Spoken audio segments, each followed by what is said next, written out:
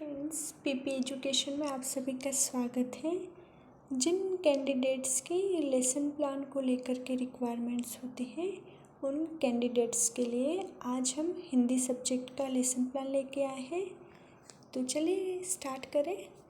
ये फॉर्मेट देख रहे हैं ना आप, दैनिक पाठ्य योजना। इसमें दिनांक, कक्षा, कालांश, विद्यालय जहाँ से आप इंटर्नशिप कर रहे हैं, समय, संबंध इकाई, सब्जेक्ट, पाठ क्रमांक, पाठ्य प्रकरण। आज का हमारा प्रकरण है दीर्घ संधि। तो उद्देश्यों के अंतर्गत ज्ञानात्मक, अवबोधात्मक, अभिव्यक्ति, अभियोग्यात्मक और अभिरुचि। अपेक्षित व्यवहारगत परिवर्तन, एक एक उद्देश्य को लेकर के चलेंगे हम। पहला है हमारा, विद्यार्थी दीर्घ संधि युक्त नवीन शब्दों का प्रत्याभिज्ञान एवं प्रत्यास्मरण कर सकेंगे। नेक्स्ट, विद्यार्थी दीर्घ संधि युक्त नवीन शब्दों का विश्लेषण कर सकेंगे। अगला उद्देश्य है हमारा अवबोधात्मक, विद्यार्थी दीर्घ संधि के पदों को अलग अलग बता सकेंगे। विद्यार्थी दीर्घ संधि युक्त शब्दों की तुलना समास युक्त शब्दों से कर सकेंगे। अगला उद्देश्य हमारा अभिव्यक्ति, कि विद्यार्थी अभिव्यक्ति में दीर्घ संधि युक्त शब्दों का समुचित प्रयोग कर सकेंगे। नेक्स्ट है, विद्यार्थी दीर्घ संधि युक्त पदों का वाक्य में प्रयोग कर सकेंगे। नेक्स्ट उद्देश्य है हमारा अभियोग्यतात्मक, है ना, अभियोग्यात्मक, विद्यार्थी तालिका के माध्यम से संधि विच्छेद कर सकेंगे। विद्यार्थी अभ्यास तालिका बनाने में विशेष योग्यता प्राप्त कर सकेंगे। अभिरुचि, विद्यार्थी अपनी पाठ्य पुस्तक में आए दीर्घ संधि युक्त शब्दों को संकलित कर सकेंगे। नेक्स्ट, विद्यार्थी भाषा से संबंधित कार्यक्रम दूरदर्शन पर देखने व आकाशवाणी पर सुनने में रुचि ले सकेंगे। तो फ्रेंड, ये जो अपेक्षित व्यवहारगत परिवर्तन है ना, इन्हीं के आधार पे लास्ट में मूल्यांकन क्वेश्चन बनेंगे अपने। नेक्स्ट, सहायक सामग्री।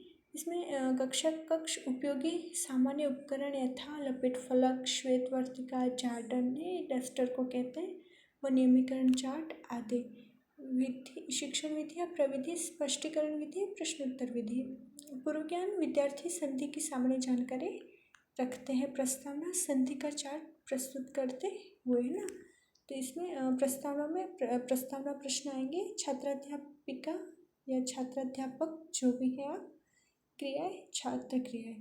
तो प्रस्तुत चार्ट किससे संबंधित है? संधि से। तो ये जो आंसर आएगा ना, इसी के आधार पे दूसरा क्वेश्चन बनेगा। संधि के कितने भेद होते हैं? 3। संधि के भेदों के नाम बताइए, है ना। सस्वर, स्वर संधि, व्यंजन संधि, विसर्ग संधि। तो स्वर संधि के 5 भेदों के नाम बताइए, कौन कौन से ना, दीर्घ, वृद्धि, गुण, यण और अयादि। तो दीर्घ संधि के बारे में आप क्या जानते हैं? ये समस्यात्मक प्रश्न हो जाएगा। उद्देश्य कथन। छात्रों, आज हम कक्ष में दीर्घ संधि के बारे में विस्तार से अध्ययन करेंगे। प्रस्तुतिकरण, अध्यापन बिंदु, छात्र अध्यापक या अध्यापिका क्रियाएं, छात्र क्रियाएं और श्यामपट्ट सारांश। फर्स्ट अध्यापन बिंदु अपना विश्लेषण। राम विद्यालय जाता है ना। छात्राध्यापक या अध्यापिका क्रियाएं कि प्रस्तुत वाक्य में रेखांकित शब्द कौन सा है? जो आपको ये विद्यालय है ना दिख रहा है, तो छात्र क्रिया में आएगा विद्यालय। नेक्स्ट, कि विद्यालय शब्द का संधि विच्छेद करिए, तो विद्याधन आलय। थर्ड, प्रथम पद कौन सा है ना, ये विद्यालय जो शब्द है इसमें प्रथम पद कौन सा है? तो विद्या। नेक्स्ट, द्वितीय पद कौन सा है? तो आलय। नेक्स्ट क्वेश्चन है, प्रथम पद के अंत में कौन सा स्वर है? तो छात्र क्रियाएं आ, है ना। द्वितीय पद के प्रथम में स्वर कौन सा है? तो उसमें भी आ, ठीक है। दोनों पदों का संयुक्त स्वर कौन सा है? दोनों का भी आ ही है ना। फिर श्यामपट्ट सारांश, इसमें रेखांकित संधि शब्द और विच्छेद, है ना। विद्यालय, विद्याधन आलय। जन्मांध मतलब कि जो जन्म से अंध है ना, तो जन्म प्लस अंध। रविंद्र, रविधन इंद्र। विद्यार्थी, विद्याधन अर्थी। भानुदय, भानुधन उदय। महेश, है ना, महाधन ईश। महेंद्र, महीधन इंद्र। नेक्स्ट अध्यापन बिंदु अपना, सूरदास जन्मांध थे, फर्स्ट क्वेश्चन है इसमें छात्राध्यापक क्रियाएं कि प्रस्तुत वाक्य में रेखांकित शब्द कौन सा है, तो जन्मांध है ना। जन्मांध शब्द का संधि विच्छेद करना है, तो जन्म प्लस अंध, जो जन्म से अंधा हो जन्मांध कहेंगे ना उसे। नेक्स्ट प्रथम पद कौन सा है, जन्म। द्वितीय पद कौन सा है, अंध। प्रथम पद के अंत में स्वर कौन सा है है ना। श्यामपट सारांश के अंतर्गत प्रथम पद जो है वो संयुक्त यह पद स्वर है ना। आ ई बड़ी बनेगी है ना, आ और अ मिलके आ बनेगा, उ बड़ मिलके बड़ा उ बनेगा, ई मिलके बड़ी बनेगी है ना। नेक्स्ट रविंद्र होशियार लड़का है। छात्राध्यापिका कथन प्रस्तुत वाक्य में रेखांकित शब्द कौन सा है, रविंद्र। रविंद्र शब्द का संधि विच्छेद कीजिए, रविधन इंद्र। नेक्स्ट रविंद्र में प्रथम पद कौन सा है, रवि। द्वितीय पद कौन सा है, इंद्र। श्यामपट सारांश रेखांकित संधि शब्द और विच्छेद है ना। रवि इंद्र, रविधन इंद्र। प्रथम पद रवि, सेकंड पद हो गया इंद्र और संयुक्त स्वर हुआ ई है ना। रवि, वी में ई है और इंद्र में भी ई है ना, उस हिसाब से।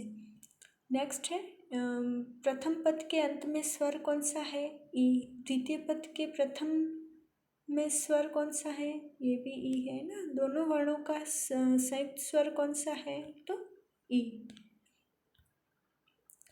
नेक्स्ट अध्यापन बिंदु संश्लेषण। छात्राध्यापक या छात्राध्यापिका क्रियाएं। छात्राध्यापिका कथन हिमालय शब्द को आधार बनाते हुए स्पष्ट कीजिए कि दीर्घ संधि किसे कहते हैं। छात्र क्रिया जब दो समान स्वर मिल जाते हैं, चाहे वे ह्रस्व हो या दीर्घ, तो उनके स्थान पे एक दीर्घ स्वर हो जाता है, उसे दीर्घ स्वर कहते हैं। दीर्घ स्वर जब दो समान स्वर मिल जाते हैं, चाहे वह ह्रस्व हो या दीर्घ, तो उनके स्थान पे एक दीर्घ स्वर हो जाता है और उसे दीर्घ स्वर कहते हैं। जैसे हिमालय, हिम धन आलय और आ मिलके हो गया ना आ। इसमें विधिया प्रविधि होती की स्पष्टीकरण विधि। नेक्स्ट अध्यापन बिंदु है नियमीकरण। छात्राध्यापिका कथन छात्राध्यापिका चार्ट के माध्यम से दीर्घ संधि की परिभाषा प्रस्तुत करेगी। विद्यार्थी ध्यानपूर्वक सुनेंगे। विधि व्याख्या विधि, पुनः अभ्यास। नेक्स्ट है ना अपना अध्यापन बिंदु पुनः अभ्यास। विद्यार्थी प्रतिदिन, ठीक है। प्रस्तुत वाक्य में रेखांकित शब्द क्या है, तो विद्यार्थी है ना। विद्यार्थी शब्द का संधि विच्छेद कीजिए, तो विद्या धन अर्थी। नेक्स्ट क्वेश्चन है कि विद्यार्थी में प्रथम पद कौन सा है, विद्या। विद्यार्थी में द्वितीय पद कौन सा है, अर्थी। प्रथम पद के अंत में स्वर कौन सा है, आ है ना। द्वितीय पद के प्रथम में स्वर कौन सा है, अ। दोनों वर्णों का संयुक्त स्वर क्या है, तो आ है ना। श्यामपट सारांश के अंतर्गत शब्द और उनका विच्छेद है ना। विद्यार्थी तो विद्याधन अर्थी। फर्स्ट पद है विद्या, सेकंड पद है अर्थी और संयुक्त स्वर हुआ आ है ना। नेक्स्ट अपना पुनरावृत्ति मूल्यांकन प्रश्न आएंगे। इसमें दो वर्णों के मेल को क्या कहते हैं, समास, उपसर्ग, प्रत्यय, संधि क्या कहते हैं। सेकंड क्वेश्चन कपीश का संधि विच्छेद क्या होगा, कपेधनीश या कपिधन ई या फिर कपिधन ईश या फिर कपिधन ईश है ना। नेक्स्ट क्वेश्चन महिष शब्द का संधि विच्छेद करना है। फोर्थ वधु उत्सव की संधि करिए। और लास्ट में आपको एक होमवर्क में देना है क्वेश्चन कि दीर्घ संधि की परिभाषा बताते हुए दीर्घ संधि की कोई 3 उदाहरण दीजिए। तो फ्रेंड आप सभी को ये लेसन प्लान कैसा लगा। आई थिंक ये लेसन प्लान आप सभी के लिए बहुत हेल्पफुल रहेगा। सो कमेंट करके ज़रूर बताएं। Thank you.